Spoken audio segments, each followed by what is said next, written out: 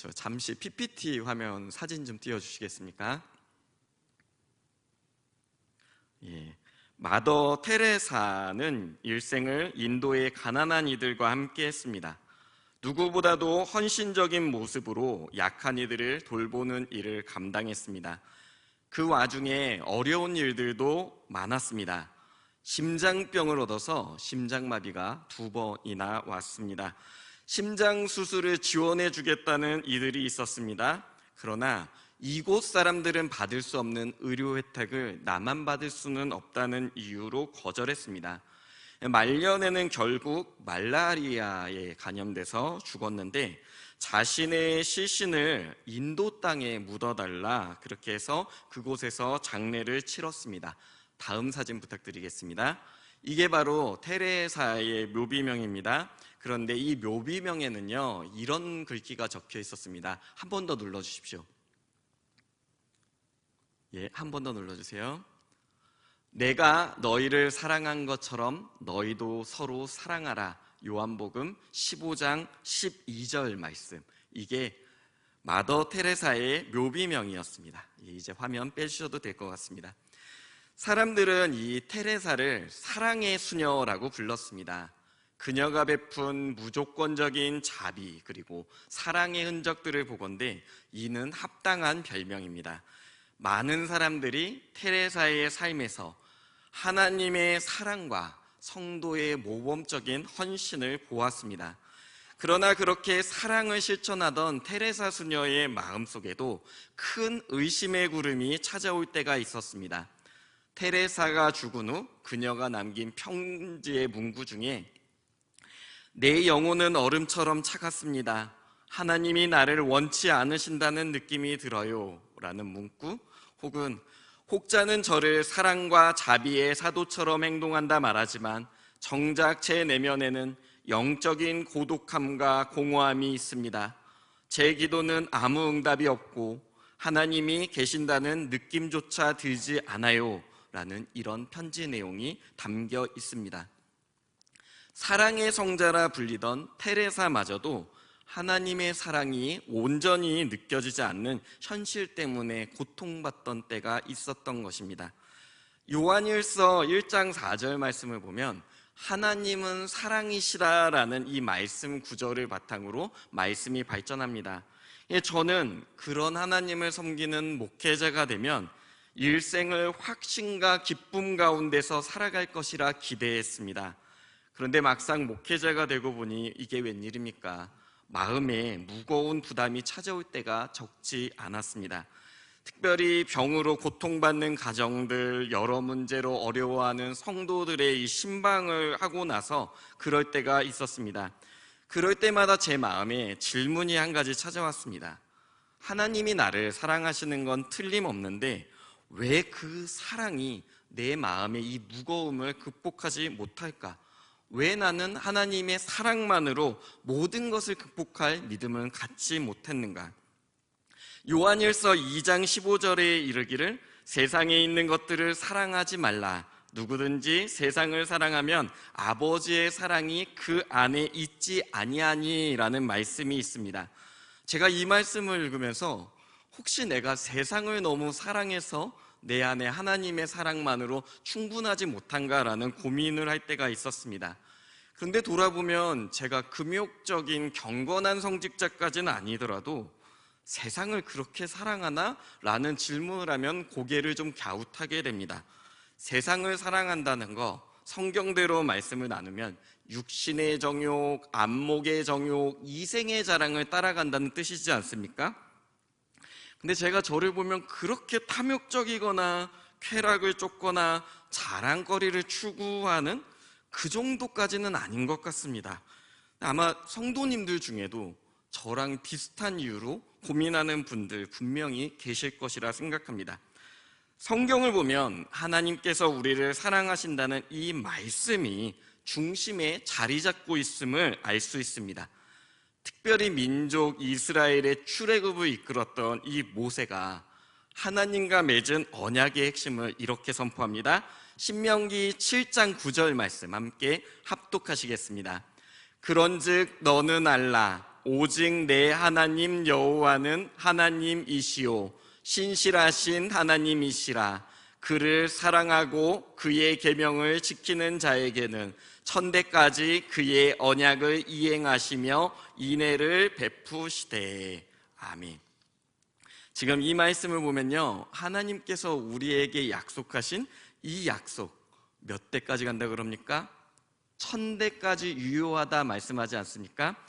이 약속의 의미는요, 사실 쉽게 말하면 영원하다는 그런 뜻입니다. 근데 이 약속이 무엇입니까? 좀 더 뒤로 나가면요, 하나님의 소유, 제사장 나라, 거룩한 백성으로 삼아주시겠다는 약속, 그리고 더 나아가 우리의 하나님이 되어주신다는 그 약속 아닙니까? 그 약속의 핵심은요, 한마디로 하면 우리를 구원해 주시겠다는 증표입니다. 근데 이 구원의 약속은 사실 세상이 줄 수 없는 크고 놀라운 사랑을 영원히 부어주시겠다는 하나님의 의지입니다. 주님은 그 약속을 지키기 위해서요, 독생자 예수님을 보내주셨고 십자가에 달리심으로 그 사랑을 증명하셨습니다. 이를 보고 사도 바울은 고백하기를 나를 사랑하사 나를 위하여 자기 몸을 버리신 십자가의 사랑이다라고 고백합니다. 그 사랑에도 불구하고 내 마음이 움직이지 않고 그 사랑의 능력이 내 삶 가운데 드러나지 않는다면 어쩌면 우리 영혼에 어떤 문제가 있는 것일 수 있습니다. 중요한 것은 이 문제는 어느 누구에게나 심지어 목회자에게도 찾아올 수 있고, 이 문제를 직면하지 않고서는 하나님께서 베푸시는 그 언약, 그 구원의 기쁨을 온전히 누릴 수 없다는 사실입니다. 에베소 교회 안에도요, 이런 문제에 빠진 성도들이 많았습니다. 에베소 교회 어떤 교회입니까? 사도 바울이 3차 전도 여행 당시에 이곳에 소아시아의 모든 선교의 거점으로 삼았던 교회입니다. 요한계시록에 나오는 그 7교회가 이 에베소를 중심으로 개척된 교회입니다. 그렇기 때문에 예루살렘 교회의 안디옥 교회와 더불어 가장 영향력 있고 성숙한 교회로 일컬어지는 곳이었습니다. 바울은 그곳에 디모데를 목회자로 보냈습니다. 그리고 전도와 활동을 열심히 하다가 감옥에 갇혔는데 이제 에베소의 소식이 들려오는 거예요. 어떤 소식이 들려옵니까? 에베소 교인들 간에, 성도들 간에 갈등이 있다는 소식이 들려옵니다. 그런데 그때 이 말을 들었을 때 바울은 이 갈등의 원인이 무엇인지 분명히 알았습니다. 그것이 무엇인가 하니 바로 하나님 사랑의 감격을 잃어버린 까닭이었던 것입니다. 그래서 에베소 성도들을 위해 바울이 기도하던 중에 그들을 향해 오늘 편지를 쓰게 되었습니다. 자, 오늘 본문 14절에서 17절 상반절까지 합독하시겠습니다. 이러므로 내가 하늘과 땅에 있는 각 족속에게 이름을 주신 아버지 앞에 무릎을 꿇고 비노니 그의 영광의 풍성함을 따라 그의 성령으로 말미암아 너희의 속사람을 능력으로 강건하게 하시오며 믿음으로 말미암아 그리스도께서 너의 마음에 계시게 하시옵고. 아멘. 이 에베소 사람들이 머리로는 하나님의 사랑을 알지만 마음으로는 그 사랑을 받아들이지 못했습니다. 그래서 사도 바울이 이 문제를 설명할 때 쉽게 설명하기 위해 겉사람과 속사람을 나누어 설명했습니다. 이 겉사람이라 함은 겉으로 드러나는 자신, 그리고 속사람이라 함은 우리의 내면, 우리의 마음, 영적인 상태를 나타내는 말입니다. 하나님의 사랑을 머리로만 아는 사람, 이 사람의 겉사람은요, 어느 정도 믿음이 있는 것처럼 보이기도 합니다. 예배를 잘 드릴 수 있습니다. 때때로 11조 생활을 하거나 헌신적으로 봉사하기도 합니다. 그런데 이 겉사람만 변화된 사람의 특징은요, 갈등을 겪을 때 늘 자신의 입장에서만 생각하고 변명하게 됩니다. 하나님의 사랑이 그 안에 제대로 들어오지 못한 까닭입니다. 그렇기 때문에 이 사랑을 어떤 관념이라고 할까요? 생각으로만 이해하는, 지식 차원으로만 머물러 있을 뿐입니다. 속사람은 변화되지 않은 채 그냥 기독교 문화에 적응한 것입니다. 오늘날에도 머리로는 아는데 그냥 교리적 선언의 일부 정도로만 이해하는 이들이 적지 않습니다. 겉사람은 그 문제에 대해 고백도 합니다. 종교적인 경건을 따르는 듯한 그런 모습도 보일 수 있습니다. 그럼에도 불구하고 그 속사람은 전혀 변화되지 못한 채 과거의 죄에 매여 있거나 머물러 있는 상태입니다. 사실 우리가 이런 상태라면요, 먼저 필요한 것은 하나님 앞에 기도로 나아가며 우리의 마음 문을 여는 것이 필요합니다. 하나님 앞에 우리의 마음 문을 온전히 열기 전에 그 사랑을 온전히 누릴 수 없는 까닭입니다. 그렇다면 하나님의 사랑을 온전히 누리는 자는 어떤 모습입니까? 그런 이들의 특징은 바로 속사람이 변화되는 데 있습니다. 자, 17절 후반절에서 19절까지 함께 합독하시겠습니다. 너희가 사랑 가운데서 뿌리가 박히고 터가 굳어져서 능히 모든 성도와 함께 지식에 넘치는 그리스도의 사랑을 알고 그 너비와 길이와 높이와 깊이가 어떠함을 깨달아 하나님의 모든 충만하신 것으로 너희에게 충만하게 하시기를 구하노라. 아멘. 하나님의 사랑을 온전히 아는 이들은 그 사랑을 토양으로 삼아 자신의 정체성을 뿌리를 내립니다. 그리고 그 사랑을 양분으로 삼는데, 그 사랑의 양분이 특징이 무엇인가 하니 성령께서 베푸시는 이 영적인 양분이 공급된다는 것입니다. 그때 나타나는 변화가 있습니다. 바로 성령의 열매, 사랑, 희락, 화평, 인내, 자비, 양성, 충성, 온유, 절제의 이 모습이 그 내면 안에서 나타나는 것입니다. 성령의 양분을 섭취하기에 성령의 열매를 맺는다. 지극히 당연한 이치이지 않겠습니까? 이런 사람 안에는요, 예수님께서 굳건하게 자리를 잡고 있습니다. 또한 우리 안에 하나님의 사랑이 들어가면 그 양분으로 말미암아 우리의 마음에 평안과 만족과 기쁨이 채워집니다. 이것이 바로 하나님의 사랑 안에 있는 자에게 하나님께서 베푸시는 은혜입니다.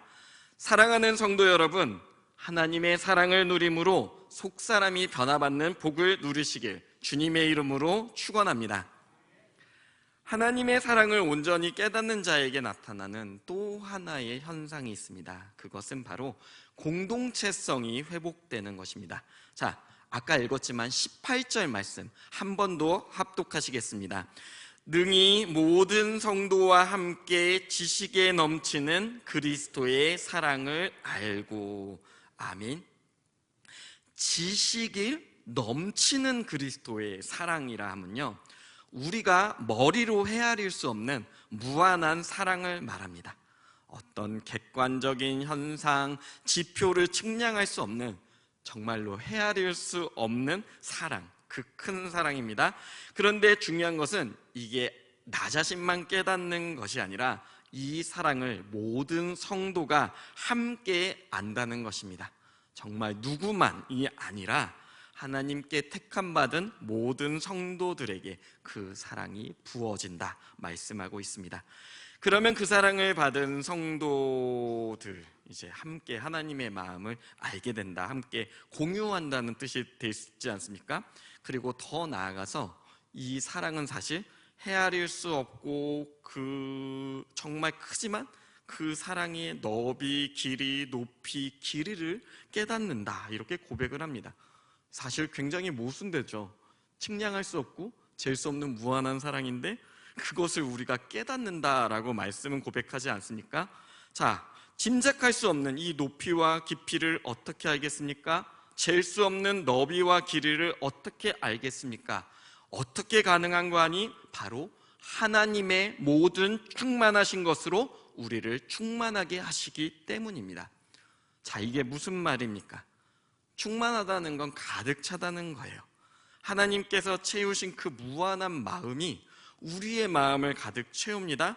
이 무한한 사랑의 비유적 표현이라 이해하셔도 괜찮을 거예요. 근데 이제 중요한 건 뭐냐면 그 채워지는 사랑으로 말미암아 우리의 마음이 변하지도 않고 끊어지지도 않는 그 사랑 안에서 우리가 만족함을 느끼고 평안함을 느끼게 됩니다. 재지 않아도 계산하지 않아도 우리의 마음이 주님이 부어주시는 그 평안으로 말미암아 우리가 충분한 기쁨을 누린다는 것입니다. 어떤 두려움으로도 흔들리지 않는 그 은혜, 그 하나님의 사랑이 부어지면 속사람은 성령 안에서 새로워집니다. 자, 이것이 시사하는 바는요, 사실 대단한 것입니다. 그 누구도 우리를 향하신 그 사랑을 끊을 수 없는 것입니다. 비록 우리가 죄와 무거운 짐으로 인해 낙심하고 넘어지는 상황이 오더라도 그 사랑은 끊어지지 않습니다. 하나님의 사랑을 맛본 자는요, 하나님의 사랑으로 말미암아 죄의 문제가 얼마나 크고 심각한지 압니다. 내가 죄인인지도 알아요. 그런데도 불구하고 주님이 부어주시는 그 사랑이 너무나 크고 놀랍기 때문에 우리가 그 가운데서도 기쁨을 누리고 그 가운데서도 내가 용서받았고 구원을 누리는 주의 자녀가 되었음을 깨닫게 됩니다. 그 이전의 삶은 아무리 엉망진창이었고 무너진 삶이었다 하더라도 그 사랑 안에 들어가면 용서받고 거듭난 그 놀라운 역사가 우리의 마음을 주관하기 때문에 우리의 삶이, 마음이, 태도가 변화지는 놀라운 능력이 나타나는 것입니다. 자, 그렇다면 이 하나님의 무한한 사랑, 성경은 무엇으로 증거합니까? 바로 그리스도 예수를 통해 증거합니다. 참 하나님이신 예수께서 하늘 보좌를 버리시고 우리를 구원하시기 위해 지극히 낮은 이 땅으로 오셨습니다. 그것도 모자라서 우리의 모든 죄를 짊어지시고 십자가에 비참한 죄수의 모습으로 달리셨습니다. 도저히 우리의 상식으로는, 우리의 이성으로는 다다를 수 없는 그 길을 하나님께서 사랑으로 걸어가셨습니다.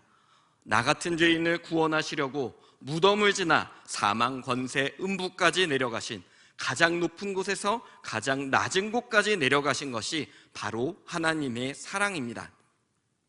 그러나 이 사랑을 우리가 어찌 다 알 수 있겠습니까? 그리고 안다면 얼마나 안다 말하겠습니까? 그래서 하나님을 사랑한 옛 성도님들 이런 고백을 많이 하셨죠.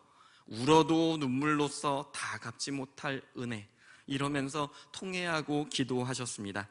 날마다 우리의 몸을 하나님 앞에 제물로 드린다 해도 그 존귀한 십자가의 사랑, 우리가 다 그 대가를 치를 수 있겠습니까?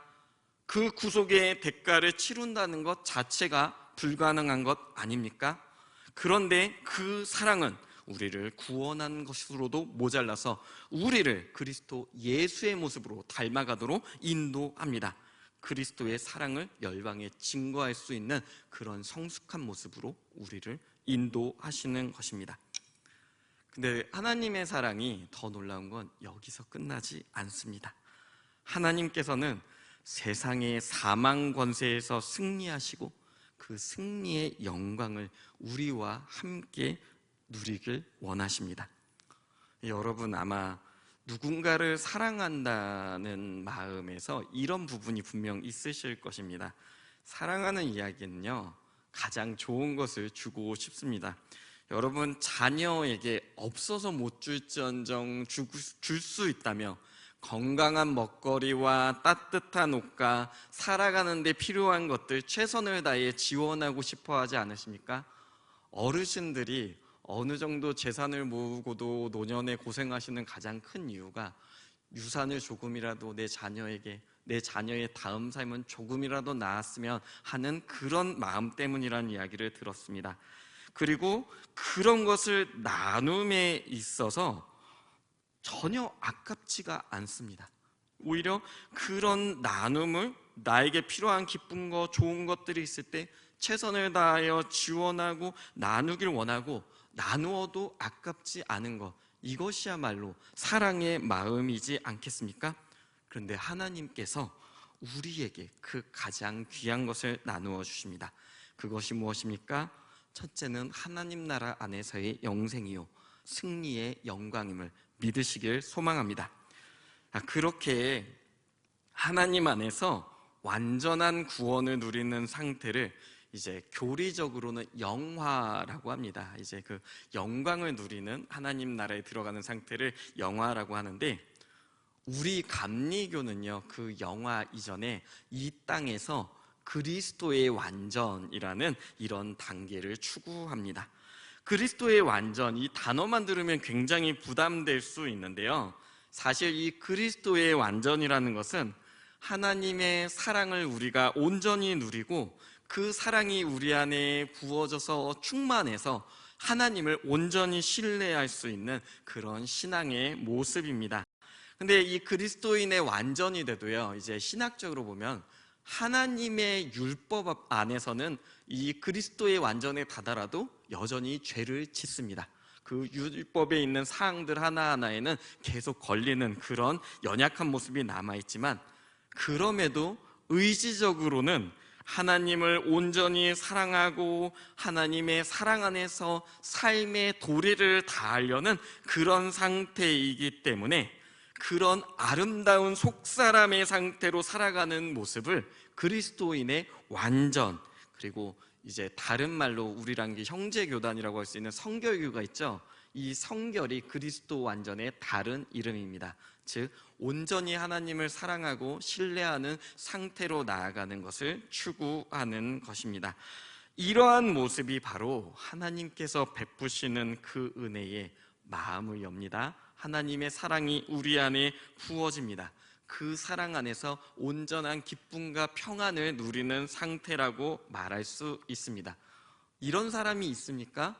존 웨슬리 목사님과 우리 감리교회 이제 복음 전도자들은요, 이 비전을 바라보고 나갔기 때문에 복음 증거에 힘이 있고 선한 영향력으로 오늘 우리에게까지 복음을 전할 수 있었습니다. 자, 그렇다면 하나님의 사랑을 온전히 아는 사람들에게 나타나는 그 변화는 무엇일까요?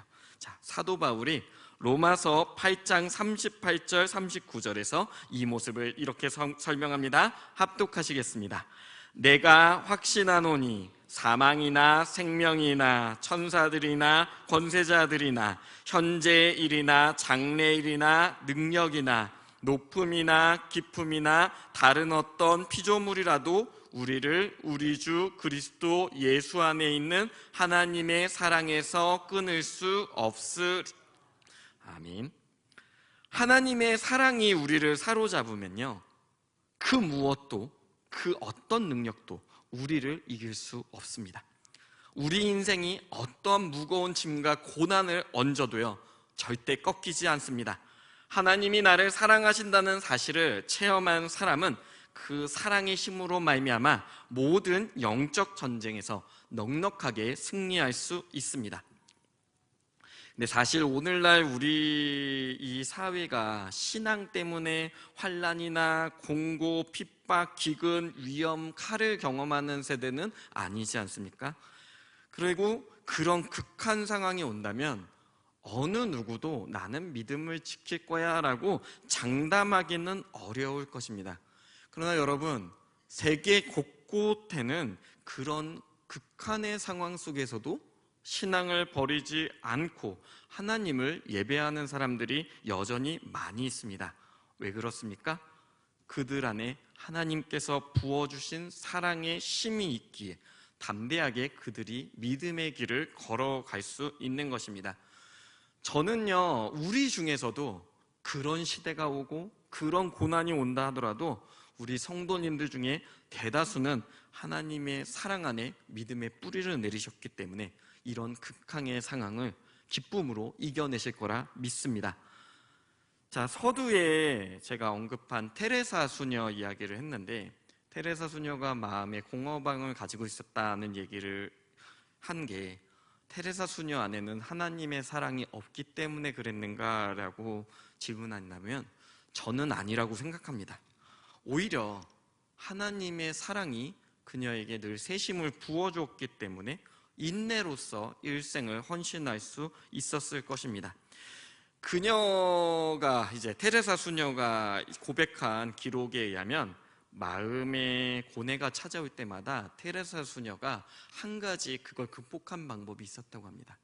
내 마음의 고뇌는 십자가에 달리신 예수님의 고통에 동참하는 것이다 라는 것을 늘 마음으로 생각했다고 합니다. 그러고 나니까 믿음 안에서 하나님의 사랑이 새롭게 부어지는 은혜를 체험했습니다. 인간의 힘으로 진짜 일평생을 그렇게 산다는 게 가능하겠습니까? 그런데 늘 고통 가운데 하나님께 마음을 열고 부르짖었을 때 하나님께서 위로하시고 또 새롭게 힘을 부어주시는 체험을 했기 때문에 그 믿음의 길을 끝까지 달려갈 수 있었습니다. 하나님의 사랑이 멀게만 느껴지고 마음속에 무거운 짐을 감당했기 때문에 오늘 좀 내 마음이 어렵다 하시는 분이 있다면요, 오늘 이 말씀이 그분께는 큰 위로와 도전이 되길 소망합니다. 중요한 것은 우리 마음을요, 먼저 하나님 앞에 온전히 열어야 합니다. 가장 먼저는 하나님 앞에 무릎을 꿇고 주님 그 사랑을 깨닫게 해주십시오 라는 게 가장 먼저 선행돼야 하는 태도입니다. 근데 사실 이게요, 바로 되진 않습니다. 인내의 시간이 필요합니다. 말씀을 읽고 하나님의 사랑을 묵상하고 또 그 사랑이 우리 마음 안에 충만하게 해달라고, 우리 마음이 그 사랑 안에 깊이 뿌리 내려 성령이 베푸시는 양분을 누리게 해달라고 기도하시는 저와 성도님들 되시길 소망합니다. 구체적으로 기도하라는 말씀 들으셨을 겁니다. 뭔가 간구할 때 구체적으로 기도하라고 하는데, 가장 구체적으로 좋은 것은요, 성경 안에 있는 하나님의 약속을 기반으로 구체적으로 기도하는 것입니다. 언약에 대한 구체적인 기도는 반드시 성취됩니다. 그것이 바로 하나님이 가장 기뻐하시는 기도이기 때문입니다. 그리고 그 기도로 말미암아 우리가 하나님과 더욱더 친밀해지는 크고 놀라운 은혜를 체험하실 것입니다. 그 기도 가운데서 우리 속사람이 성령의 열매를 맺기 시작하면 우리의 마음에 기쁨과 평안이 나타나고 주님께서 베푸시는 온전한 은혜를 누립니다. 그로 말미암아 세상이 감당할 수 없는, 세상을 변화시키는 복음의 영향력 있는 삶을 살아가게 될 것입니다. 그 사랑 안에서 주님의 은혜를 누리는 저와 성도님들 되시길 주님의 이름으로 축원합니다. 기도하시겠습니다.